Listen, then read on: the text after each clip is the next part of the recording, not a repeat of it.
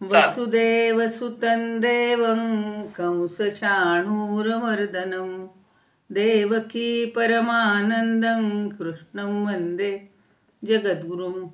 गुरुर्ब्रह्मा गुरुर्विष्णु गुरुर्देवो महेश्वरः गुरुः साक्षात् परब्रह्म तस्मै श्रीगुरवे नमः। शान्ताकारं भुजगशयनं पद्मनाभं सुरेशं विश्वाधारं गगनसदृशं मेघवर्णं शुभांगं लक्ष्मीकान्तं कमलनयनं योगिभिर्ध्यानगम्यं वन्दे विष्णुं भवभयहरं सर्वलोकैकनाथ। यं ब्रह्मा वरुणेन्द्ररुद्रमरुतस्तुन्वन्ति दिव्यैस्तवैर्वेदैः साङ्गपदक्रमोपनिषदैर्गायन्ति यं सामगाः। ध्यानावस्थिततद्गतेन मनसा पश्यन्ति यं योगिनो यस्यान्तन्न विदुःसुरासुरगणा। देवाय तस्मै नमः, देवाय तस्मै नमः। जय श्री कृष्ण। आज 16 डिसेंबर सोमवार। आता नव्यानं आपण पुन्हा एक हे सुरू करायचं आहे, ते आज ठरवूया. पण आत्ता भागवताची आपण कथा किंवा प्रसंग पाहणार आहोत. मागच्या वेळेला 69वा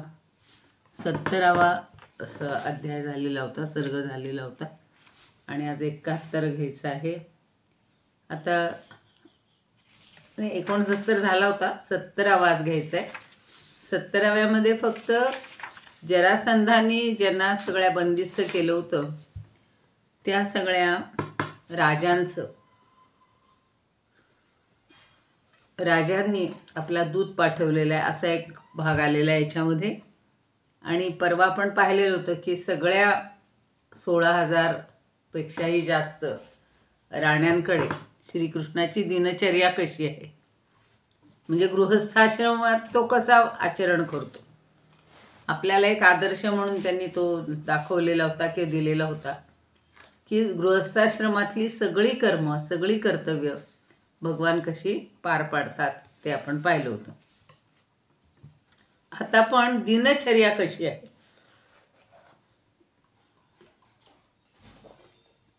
गृहस्थाश्रम हा शब्द वेगळा आहे आणि त्यांची दिनचर्या हा शब्द वेगळा आहे. जसं आपण सकाळी उठल्यापासून आपल्या कुटुंबासाठी जी महत्त्वाची कर्तव्य असतात ती करतो, नंतर आपल्या आपल्या कर्माला बाहेर जातो, कर्तव्याला बाहेर जातो, नोकरीला बाहेर जातो, व्यवसायाला बाहेर जातो, तिथलं आचरण आपलं वेगळं असतं. घरी आल्यावर परत मुलाबाळांचं, पत्नीचं करणं हा भाग वेगळा असतो. आता भगवंतांनी एक राजा असून त्यांचं आचरण कसं होतं, ते कसे उठायचे, काय काय करायचे, असा भाग सगळा आता 70व्यामध्ये आलेला आहे.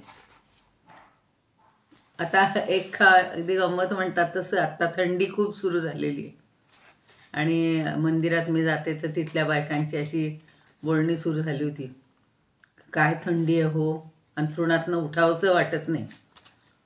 पण परत कोणी म्हणतात नाही नाही हो, ओढ लागते देवाची, यावंच लागतं, सकाळी उठावंच वाटतं. तसं कुठलीही गोष्ट असली, कुठलाही ऋतू असला तरी आपली दैनंदिन नित्य आन्निक ज्याला म्हणतो किंवा नित्य कर्म असतात ती आपल्याला करावीच लागतात, थोडी लवकर किंवा नंतर. पण कोंबडे असतील, जे पक्षी आहेत, त्यांना काही असं थंडीचं वगैरे कधी बाधा आलेली मला वाटत नाही. म्हणजे आपण लहानपणापासून आठवत असेल की ते कोंबडे आरवायला सुरुवातच व्हायची आणि मग सगळे म्हणणार, मोठी माणसं, की चला कोंबडा आरवायला सुरुवात झालेली आहे, उठा आता. तेव्हा काय एवढे गजर, घड्याळ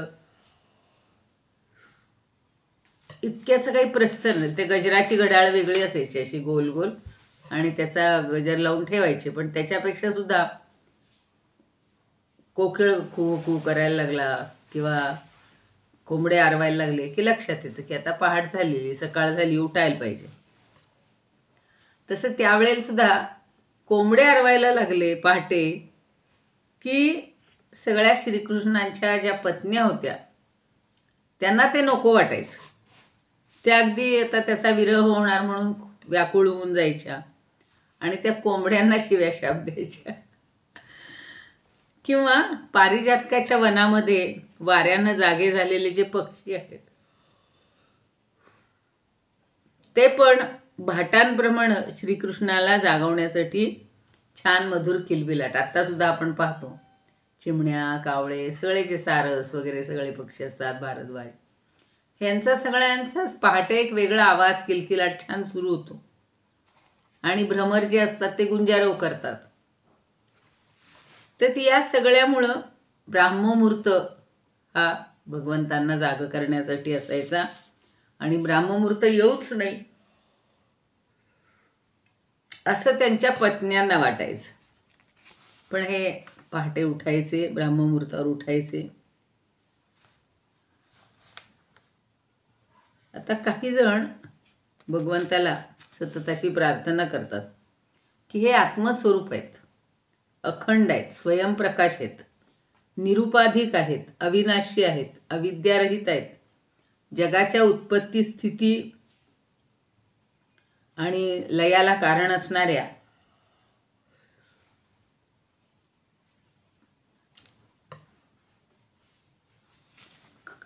खरं म्हणजे स्वतः अवतार घेतलाय, स्वतःच परब्रह्म परमात्मा आहेत. पण तेच सगळ्या ब्रह्माला किंवा परब्रह्माला उद्देशून म्हणतात की आत्म्याच्या शक्तीमुळंच त्यांची सत्ता आणि आनंद याचा अनुभव येतो आणि त्यालाच ब्रह्म असं नाव आहे. आणि तेच परब्रह्माला उद्देशून ब्राह्ममुहूर्तावर छान प्रार्थना भगवंत स्वतः करतात. मग ते पुन्हा स्नान करायचे निर्मळ अशा जलामध्ये.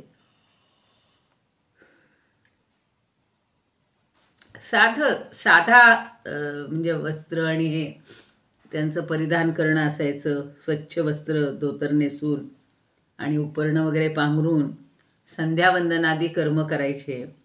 नंतर हवन करायचे आणि मौन धरून गायत्री मंत्राचा जप करायचे. हा एक एवढ्यासाठी शिष्टाचार सगळा सांगितलेला आहे की आपण सकाळी उठल्यावर काय करावं. नंतर सूर्योदयाच्या वेळी सूर्याचं उपस्थान करायचं आणि सगळ्या म्हणजे समोर सूर्याला ठेवून अंश स्वरूप असलेल्या देव, ऋषी आणि पितरांना उद्देशून सगळं तर्पण करायचं. नंतर ज्येष्ठ आणि आदरणीय ब्राह्मणांची विधीपूर्वक पूजा करायची, त्यांना वस्त्रालंकार द्यायचे आणि 13,084 अशा दुधाळ, प्रथमच व्यालेल्या वासरू असणाऱ्या शांत स्वभावाच्या गायी, रेशमी वस्त्र, मृगचर्म, तीळ यांच्यासह सगळं ब्राह्मणांना दान करायचं. हे रोज करणं असायचं.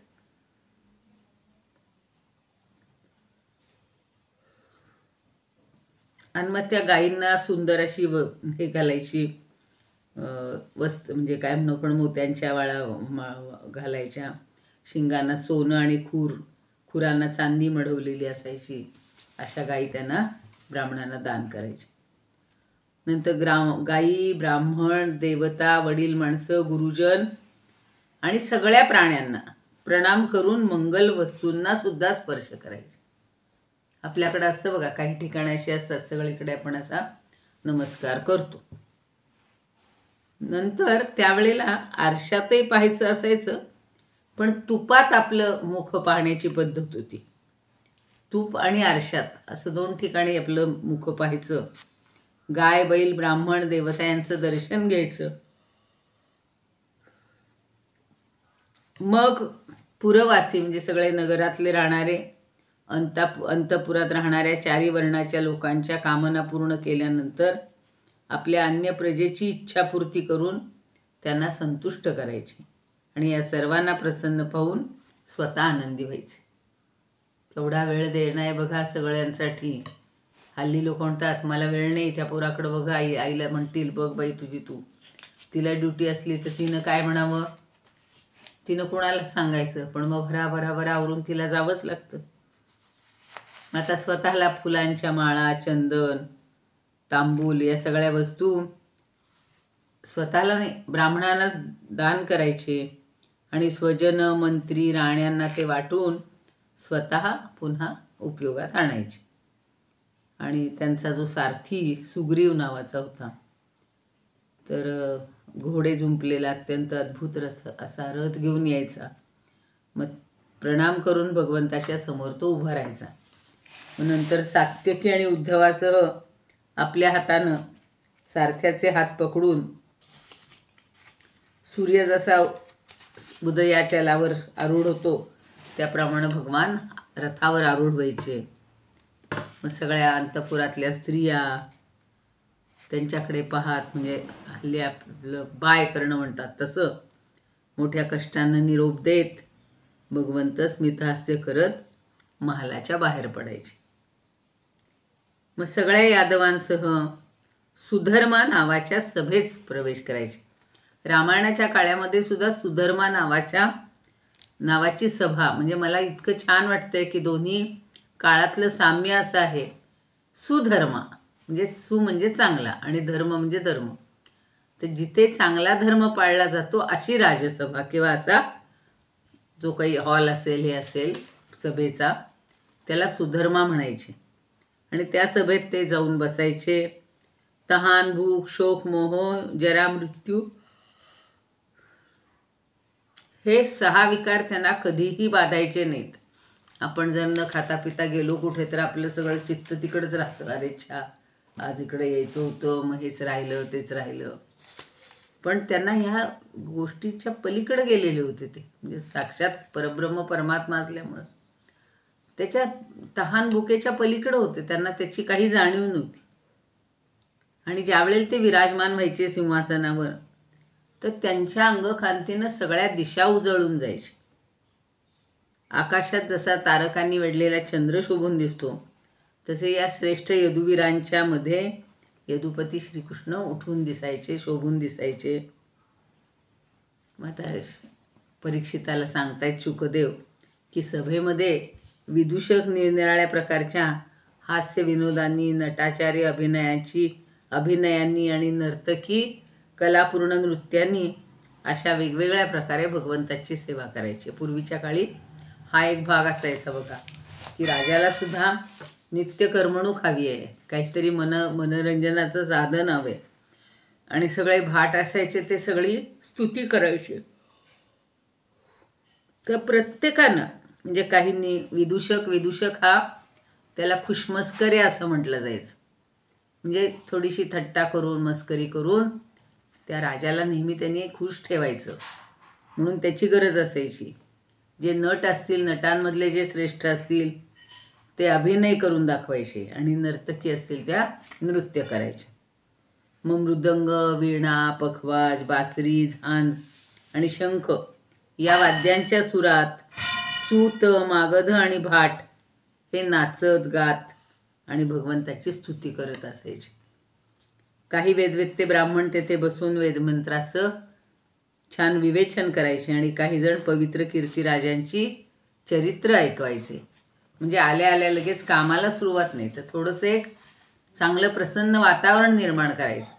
आपल्याकडे बघा कुठलाही कार्यक्रम असला की आधी प्रार्थना, देवाची हे म्हटली जायची. आता एके दिवशी काय झालं, तिथे एक नवीन मनुष्य आला, बिनओळखीचा, म्हणजे नवा आला. आणि द्वारपालांनी भगवंतांना तो आल्याची सूचना दिली. मग त्याला सभामंडपात भगवंतांनी सांगितल्यावर आणलं गेलं.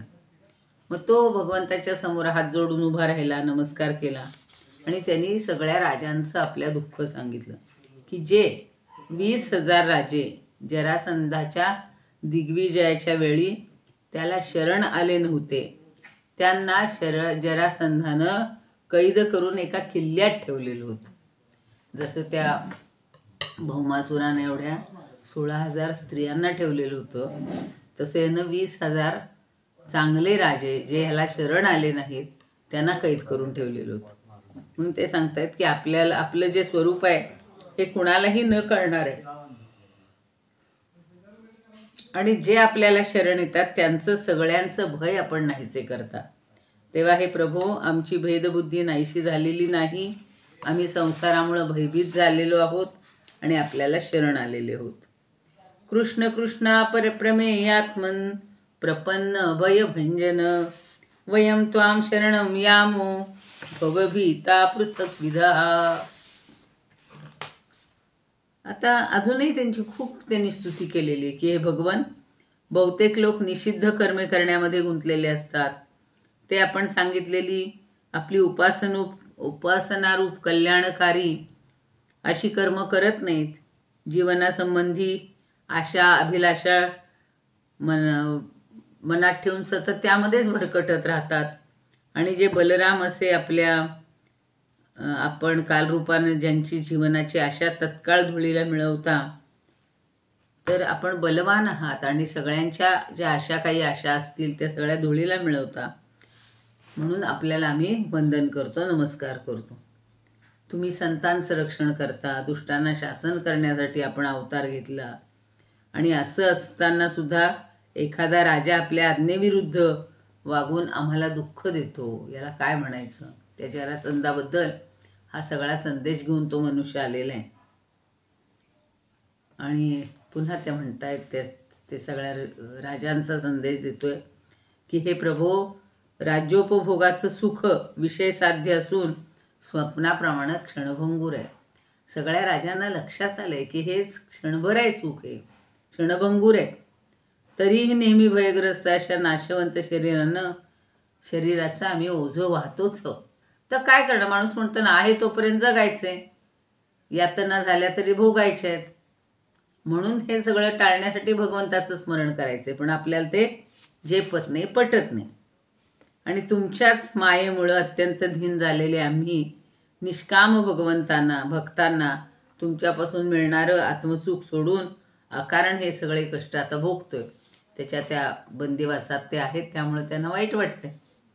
तर आपले चरण हे शरणागतांचं दुःख नाहीसं करणारे आहेत. म्हणून आपणच या जरासंधरूप कर्माच्या बंधनातून आम्हाला सोडवावं, असा संदेश घेऊन तो माणूस आलेला. त्याच्या एकट्याजवळ 10,000 हत्तींचं बळ आहे. जसा सिंह मेंढ्यांना जरबेट ठेवतो, तसं त्यानं आम्हाला सगळ्यांना आपल्या वाड्यात बंदिस्त करून ठेवलेलं आहे. हे चक्रपाणी, आपण जरासंधाशी 18 वेळा युद्ध केलं आणि एक वेळेला त्याला सोडून दिलं होतं. तुम्हाला आठवत असेल की 17 वेळा आणि त्याचा पराभव करून त्याला सोडून दिलं. पण एक वेळ त्यानं जेव्हा आपल्यावर विजय मिळवला, तरी आपला पराक्रम अनंत आहे हे आम्ही जाणतो. असं असूनही साधारण माणसासारखे आपण वागता. म्हणजे भगवंत कधी असा मी वेगळा इतरांपेक्षा असं कधीच दाखवत नाही. त्यामुळे तो म्हणतो की पराभूत झाल्याचा आपण नुसता अभिनय केला, त्याला मुद्दाम मोकळं सोडले, कारण त्यांच्या हातून त्याला मरण द्यायचं नव्हतं. आपल्याला माहिती आहे पुढे महाभारतात जरासंधाचा वध हा भीमाकडून झालेला आहे आणि ती वेळ यायची भगवंत वाट बघत असतात. मग कधीही जिंकलं न जाणारे हे भगवान, आपली प्रजा असलेले आम्हाला तो त्रास देणार नाही असं करा. म्हणजे आम्ही तुमची प्रजाच आहोत असं समजा, असा निरोप दिलेला आहे. मग पुन्हा अजून दूत सांगतोय की जरासंधाचे बंदी असलेले राजे आपल्या पायाशी शरण आलेले आहेत आणि ते आपलं दर्शन घेऊ इच्छितात, तरी आपण त्या दिनांचं कल्याण करावं. आता शुकदेव विचारतात की राजांचा दूत असं सांगत होता, तेवढ्यात काय झालं? एक सोनेरी जटा असलेले परम तेजस्वी अर्थातच नारद मुनी त्या ठिकाणी उपस्थित झाले, येऊन पोहोचले. आता त्यांचं तेज किती असतं ते सांगतात. सगळं म्हणतात की ब्रह्मदेव इत्यादी लोकपालांचे स्वामी भगवान श्रीकृष्ण त्यांना पाहताच, मागेही पाहिलं आपण 2 सर्गांपूर्वी, की नारद मुनी आल्यानंतर भगवंतांनी अगदी राणीच्या बरोबर आपल्या महालात असतानासुद्धा उठून त्यांना उत्थापन दिलं, त्यांचं स्वागत केलं, त्यांची पूजा केली. आता तर हे इथे सभेमध्ये आहेत, मग तिथेसुद्धा प्रथम त्यांना उठून मस्तक लावून ते वंदन करतात. आणि नारद जेव्हा आसनावर बसतात तेव्हा भगवंतांनी त्यांची विधिपूर्वक आधी पूजा केली, आपल्या श्रद्धेनं त्यांना संतुष्ट केलं आणि मधुरवाणीनं ते विचारतात. मग त्यांना म्हणतात की ईश्वरानं रचलेल्या 3 लोकांमधील अशी कोणती घटना आहे की कोणती घटना नाही की जी आपल्याला माहिती नाही. नारद हे त्रिकालदर्शी आहेत. तिन्ही लोकांमध्ये त्यांचा रोज संचार चालतो. त्यामुळे कुठली घटना खुट्ट जरी झालं तरी सगळी बातमी. म्हणजे पूर्वीच्या काळचे ते असं म्हणतात की पहिले पत्रकार आहेत. आता बघा पत्रकारांची संख्या इतकी वाढलेली आहे की आपण रोज टी व्हीवर बघतो. त्यांना तेवढाच उद्योग असतो. पण हे अनेक असतात. आता हा मात्र एकमेव त्रैलोक्याचा पत्रकार. आणि म्हणून ते म्हणतात, स्वामी भगवंत त्याला विचारतात की कुठली गोष्ट तुमच्यापासून लपून राहणार आहे किंवा तुम्हाला माहिती नाही अशी कोणती गोष्ट आहे. त्रैलोक्याचं सगळं कुशल आहे ना. आणि ईश्वरानं रचलेल्या तिन्ही लोकांमधील अशी घटना नाही की जी आपल्याला माहिती नाही. म्हणून आम्ही पुन्हा तुम्हाला विचारतो. आता त्यांचा जीव जास्त पांडवांवर आहे आणि म्हणून भगवंत त्याला विचारतात की पांडवांचं यावेळेला काय चाललेलं आहे. खूप दिवसानंतर पांडवांबद्दल आता त्याला आठवण आलेली. तेव्हा नारद सांगतात, सर्वव्यापी अनंता, आपण विश्वाचे निर्माते आहात. अहो ब्रह्मदेव इत्यादींना सुद्धा तुम्हाला कळून घेणं अवघड असतं. तुमची माया सगळ्यांनी अनेक वेळा अनुभवली आहे. लाकडात जसा अग्नी गुप्त असतो, त्याचं तेज हे लपवून ठेवतो, त्याप्रमाणे आपण चराचरामध्ये आपल्या अचिंत्य शक्तीनं गुप्तपणे असे व्यापून राहिलेले आहात. आणि आपण जे जे विचारत आहात त्याबद्दल मला काहीही आश्चर्य वाटत नाही की सगळं ज्ञात असूनसुद्धा प्रश्न विचारायचा. म्हणजे आपण किती साधे आहोत. आपण एक सामान्य आहोत असं दाखवणारा हा देव आहे, भगवान आहे. तर ते सांगतात की अहो भगवान, नारद मुनी त्यांची स्तुतीच करतात. तवे हितम कोर्हति साधु वेदितुम स्वमाययेदं सृजतो नियच्छतः यद्विद्यमानात्म तयाम भासते तस्मै नमस्ते स्वविलक्षणात्मने. अहो भगवान, आपण आपल्या मायेनंच या जगाची निर्मिती करता, संहार करता. मायेमुळंच हे असत्य असूनही सत्य असल्यासारखं वाटतं जग. आणि आपण केव्हा काय करू इच्छिता हे चांगल्या तऱ्हेनं कोणाला बरं कळणार आहे. तुमचं स्वरूप कसं आहे, अचिंत्य आहे. आणि आपल्याला मी नमस्कार करतो. आणि पुढं म्हणतायत की अनर्थकारक शरीरांमुळे जीव जन्ममृत्यूच्या चक्रात पिडत राहतो. त्यातून मुक्त कसं करावं हे तो काही जाणत नाही. वास्तविक त्याच्याच हितासाठी आपण नाना प्रकारचे लीलावतार धारण करता आणि आपल्या पवित्र यशाचा दीप प्रज्वलित करता. ते आपणास मी शरण आलो आहे. नारद त्याच्याही पेक्षा लीन आहेत आणि ते नेहमी भगवंताला सगळी स्तुती करून खुश करून घेत असतात. आणि आपण स्वतः परब्रह्म आहात, माणसासारखी लीला करत आहात आणि म्हणून मला विचारत आहात. म्हणून मी आपला आत्तेभाऊ आणि भक्त जो राजा युधिष्ठिर काय करू इच्छितो ते आता तुम्हाला सांगतो. पांडव कसे आहेत, काय करतायत म्हणून ते आता सांगतात की आपल्या पूजेला योग्य अशी श्रेष्ठ संपत्ती मिळावी म्हणून राजा युधिष्ठिर यज्ञात श्रेष्ठ अशा राजसूय यज्ञानं आपली आराधना करू इच्छितो. आपण याला संमती द्यावी. आता युधिष्ठिरन ते 12 वर्षाचा वनवास आणि घेऊन परत आल्यानंतर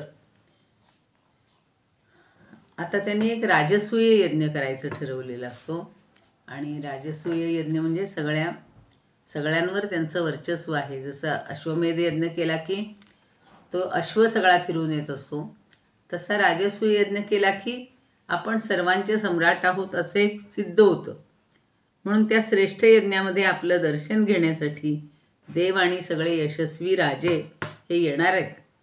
तेव्हा हे परब्रह्म प्रभो, ब्रह्मस्वरूप असे आपले श्रवण, कीर्तन आणि ध्यान केल्यामुळं अंत्यजसुद्धा पवित्र होतात.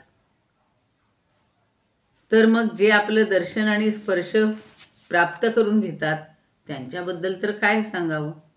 नुसतं श्रवण केलं, नुसतं ध्यान केलं, नुसतं स्मरण केलं तरीसुद्धा सगळ्यांना सगळं प्राप्त होतं. हे त्रिभुवन मंगला, ज्याप्रमाणे आपली चरणामृतधारा स्वर्गामध्ये मंदाकिनी, पाताळात भोगवती आणि मृत्यूलोकात गंगा या नावानं वाहत असते आणि सगळ्या विश्वाला पवित्र करत असते, त्याप्रमाणे आपली कीर्ती सर्व दिशांमध्ये विस्तारलेली आहे आणि स्वर्ग पृथ्वी पाताळ यामध्ये आपण व्यापून राहिलेले आहात. आता शुक सांगतायत की जरासंधालाही जिंकू इच्छिणाऱ्या यादवांना नारदांचं हे म्हणणं काही पसंत पडलं नाही. तेव्हा श्रीकृष्ण स्मितहास्य करत आपल्या मधुरवाणीनं म्हणतात, उद्धवाला सांगतात, उद्धवा, तू माझा सुहृद, दिव्य नेत्र आणि राजनीती चांगल्या प्रकारे जाणणार आहेस, म्हणून याविषयी काय करावं ते तू मला सांग. तुझ्या म्हणण्यावर आमची श्रद्धा आहे, म्हणून तुझ्या सल्ल्यानुसार आम्ही वागू इच्छितो. आता बघा, भगवंताला काय निर्णय घेता येत नव्हता. तिकडे युधिष्ठिराचं निमंत्रण आलेलं आहे. इकडे या सगळ्या शत्रूं म्हणजे जरासंधानं ज्यांना बंधनात टाकलेलं आहे त्यांना सोडवायचं आहे. नेमकं हे करावं का हे करावं असा प्रश्न आता भगवंताला पडला आहे. म्हणून त्यांनी उद्धवाला एक शंका काय म्हणू आपण सल्ला देण्यासाठी प्रश्न विचारला की तुमच्या श्रद्धेनुसार सल्ल्यानुसार मी करण्याचं ठरवलेलं आहे. आता उद्धव लक्षात घेतो, उद्धवाचे असे अनेक प्रसंग झालेले आहेत की तो म्हणतो की आपण स्वामी सर्वज्ञ असूनही अजाणत्यासारखे मला सल्ला विचारता आहात. तेव्हा त्यांची आज्ञा शिरोधार्य मानून तो आता पुढच्या सर्गामध्ये त्यांना सल्ला देतो. काय देतो हा सर्ग इथंच संपलेला आहे.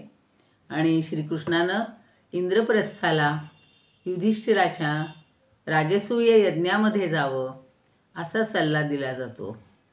काय असतं, शत्रू हा शत्रू आहेच, पण मित्र जो आहे आपला, त्या मित्राचं जर निमंत्रण स्वीकारलं नाही तर अजून एक शत्रू वाढण्याची शक्यता असते.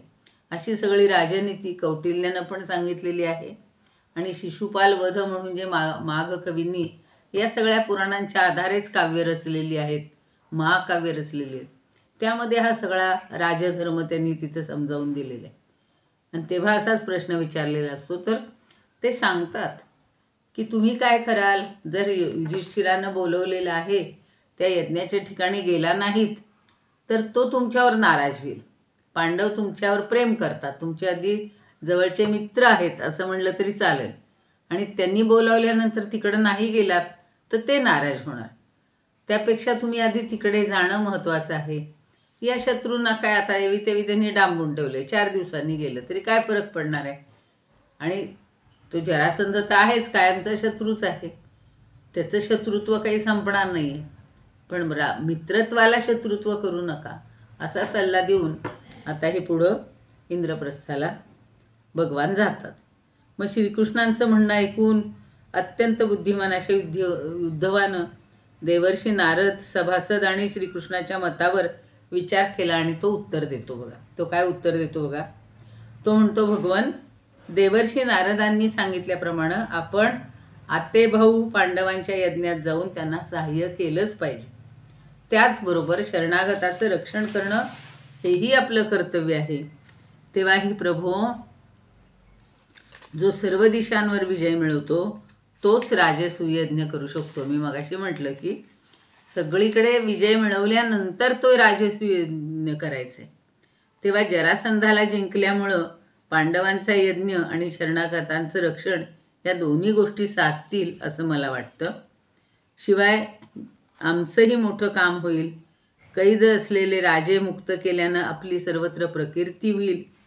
आणि जरासंध इतर बलवानांनाही जिंकण्यासारखा नाही, कारण त्याला 10,000 हत्तींचं बळ आहे. त्याला फक्त तुल्यबळ भीमसेनच पराभूत करू शकतो. मी मगाशी सांगितलं होतं की मुद्दाम तो राखून ठेवलेला आहे त्याचा, म्हणजे त्याचा वध म्हणूया किंवा त्याला नाश करायचे. त्याला द्वंद्वयुद्धातच जिंकलं पाहिजे. तो 100 औक्षणी सेना घेऊन युद्धात उतरेल, 100, तेव्हा मुळीच मारायचं नाही. जरासंध हा ब्राह्मण भक्त आहे. जर ब्राह्मणांनी त्याच्याकडे याचना केली तर तो त्याला विनमुख पाठवत नाही. आणि म्हणून मग हे ब्राह्मणाच्या रूपामध्ये सगळे 5 पांडव आणि श्रीकृष्ण तेव्हा जातात, ते पुढं सांगतील आता. म्हणून भीमसेनानं ब्राह्मणाचं वेश घेऊन त्यांच्याकडे भिक्षा मागावी. आपल्या उपस्थितीमध्ये द्वंद्वयुद्धात भीमसेन त्याला मारील याविषयी शंकाच नाही. तेव्हा हे प्रभो, आपण सर्व शक्तिमान, रूपरहित, कालस्वरूप असे आहात. विश्वाची निर्मिती करणारे आहात. प्रलयही आपणच करता. तेव्हा ब्रह्मदेव आणि शंकर हे केवळ निमित्त मात्र आहेत. त्यांना आपलं दिली जबाबदारी. जसं आपण घरामध्ये वडील खरं समर्थ असतात, पण आपले ते सांगतात तू हे कर, तू हे कर, तू हे कर, मुलांमध्ये वाटून देतात. तसं ह्यांनी वाटून दिलेलं आहे. त्याप्रमाणे जरासंधाचा वध आपल्या शक्तीनं होईल, पण भीमसेन मात्र निमित्त मात्र असेल. कुणी वध केला असे कळेल तर भीमसेनं केला. मग तेव्हा कैदखान्यात पडलेल्या राजांच्या राण्या स्वतःच्या महालात आपल्या या विशुद्ध लीलेचं गायन करतील की आपण त्यांच्या शत्रूचा नाश केलात आणि त्यांच्या पतींना सोडवलं. यापूर्वी ज्याप्रमाणे गोपी स्वतःला शंखचूडापासून सोडवण्याचा प्रयत्न पराक्रम गात, शरणागत मुनिगण आणि गजेंद्र जानकीच्या उद्धाराची लीला गात असत, तसेच आम्हीसुद्धा मात्यापित्यांना कंसाच्या कारागृहातून सोडवलेल्या लीलेचं गायन करीत असतो. जे जे केलेत भगवंतांनी पराक्रम, त्या सगळ्याचं गायन सगळेजण करत असतात. म्हणून हे श्रीकृष्णा जरासंधाचा वध पुष्कळ गोष्टी साध्य करून देईल. बंदिस्त राजांच्या पुण्यप्रभावानं किंवा जरासंधाच्या पापप्रभावानं आपणही यावेळी राजसूय यज्ञ होणंच पसंत करीत आहात. त्याला माहिती आहे समोरच्याच्या मनात काय हे आपल्यालाही कळतं बघा. हे तर साक्षात भगवंत होते आणि उद्धव तर चांगलाच जाणकार होता. त्यामुळे तो म्हणतो की तुम्ही राजसूय यज्ञच पसंत कराल हे मलाही माहिती आहे. तेव्हा शुक म्हणतात की परीक्षिता, उद्धवाचा हा सल्ला सर्व प्रकारे हितकारक होता, खोडून काढता येण्यासारखा नव्हता.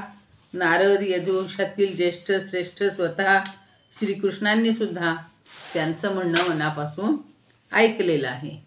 आणि मग अंतर्यामी असे भगवान वसुदेव इत्यादी गुरुजनांची संमती घेऊन दारुक, जैत्र इत्यादी सेवकांना बरोबर घेऊन इंद्रप्रस्थाकडे जाण्यासाठी तयारी करतात किंवा सज्ज होतात. आणि मग लगेच श्रीकृष्णांनी उग्रसेन आणि बलरामांची आज्ञा घेतली. मुलाबाळांसह राण्या आणि त्यांचे सगळं सामान पुढं पाठवलं. फार मोठा हा दाखवलेला आहे बरं का लवाजमा, जेव्हा ते जातात आता राजसूय यज्ञासाठी. आणि पाठोपाठ दारुकाने आणलेल्या गरुडध्वज रथावर ते आरूढ होऊन आता निघालेले आहेत. असा हा सगळा एक समारंभ आता मोठाच्या मोठा. मग सगळीकडे मृदुंग, नगारे, ढोल, शंख, रणशिंग अशी उच्च स्वरात सर्व दिशा दुमदुमून टाकत होती आणि सगळेजण आता चाललेले होते. एवढी मोठी गर्दी आहे. आता त्याचा सगळा जो प्रसंग आहे राजसूय यज्ञाचा तो थोडा मोठा आहे. आपण उद्याच्या वेळेला तो पूर्ण करूया. आता इथेच म्हणजे फक्त राजसूय यज्ञाला निघालेत इथंच आपण थांबूया. आता आपण कसं एक दिवसासाठी गावाला आम्हाला जायचं होतं तरीसुद्धा आपल्याला सगळी तयारी न्यावी लागते. आपलं चांगले वस्त्र, कपडे, मिरवण्याचे दागिने, अलंकार, अंथरुणं, पांघरुणं. आता त्या काळी तर बैल, म्हशी या सगळ्यांना घेऊन जायचं, गाढवं, खेचर. कारण त्यांना इथं ठेवून कसं जायचं ना, आणि त्यांच्या साह्यानंच जायचं असायचं. तर असं सगळ्यांवर बसून हातणी वगैरे सगळे घेऊन ते निघालेले आहेत. योगेशं सच्चिदानंदं वासुदेवं रजप्रियं धर्मसंस्थापकं वीरं कृष्णं वन्दे जगद्गुरुं. कृष्णाय वासुदेवाय हरये परमात्मने प्रणतः क्लेशनाशाय गोविंदाय नमो नमः. ओम पूर्णमद पूर्णमिदं पूर्णात् पूर्णमुदच्यते पूर्णस्य पूर्णमादाय पूर्णमेवावशिष्यते. ओम शांती शांती शांती. मागे जेव्हा मी म्हटलं होतं शुकतालला गेलो होतो आणि तिथेही भागवताची आरती आणि श्रीकृष्णाची तुम्ही बहुतेक ऐकली असेल, पण ती मला फार आवडते. आणि ती आम्ही बेल्जियमला गेलो तेव्हा एक प्रत घेऊन गेलो होतो आणि आल्यानंतर मला ती पुन्हा येताना आम्ही आणली नव्हती. तर सारखी रुखरुख होती की गोपाळकृष्णाची आरती आपल्याला छान म्हणून दाखवायची एकदा तुम्हाला. तर ती आज आता म्हणून दाखवते. वेळ राहिला तर भागवताची, नाही तर आज फक्त गोपाळकृष्णाची आरती होईल. खूप सुंदर अशी रचलेली आहे ती. गोदावरी माताजी कृत आहे, म्हणजे श्री गोदावरी माता आहेत त्यांनी ती रचलेली आहे. आरती श्याम सुंदराची यशोदा चकोर चंद्राची, आरती श्याम सुंदराची यशोदा चकोर चंद्राची. गळा तुळशी हार माळा मुरली वाजवितो सावळा, मुग्ध होती गोप बाळा लाडल्या नंद कुमाराची. आरती श्याम सुंदराची यशोदा चकोर चंद्राची, आरती श्याम सुंदराची. अंगुली गोवर्धन धरिला इंद्र ब्रह्माचा गर्व हरिला, रक्षिले व्रजवासियांना लीला अद्भुत बालकाची. आरती श्याम सुंदराची. चोरुनी गोरस नवनीत गोपिकांचे मानस हरित, गोपिका गाराणी आणित ऐशया खट्याळ कान्याची. आरती श्याम सुंदराची यशोदा चकोर चंद्राची, आरती श्याम सुंदराची. वनी करी नाना परिक्रीडा, हरण होई राक्षसांची पीडा, उलथिला कर्माचा गाडा ऐशया कुंज विहाराची. आरती श्याम सुंदराची. यशोदा करीत से मंथन, अंतरी श्रीहरीचे चिंतन, हे जाणोनी मधुसूदन मागणी करीत लोण्याची. आरती श्याम सुंदराची. पंचप्राण ही पंचारती, अबला ओवाळी श्रीपती, स्वयंप्रकाश ज्योती ऐशया बालमुकुंदाची. आरती श्याम सुंदराची. आरती श्याम सुंदराची यशोदा चकोर चंद्राची, यशोदा चकोर चंद्राची. गोपाळ कृष्ण भगवान की जय.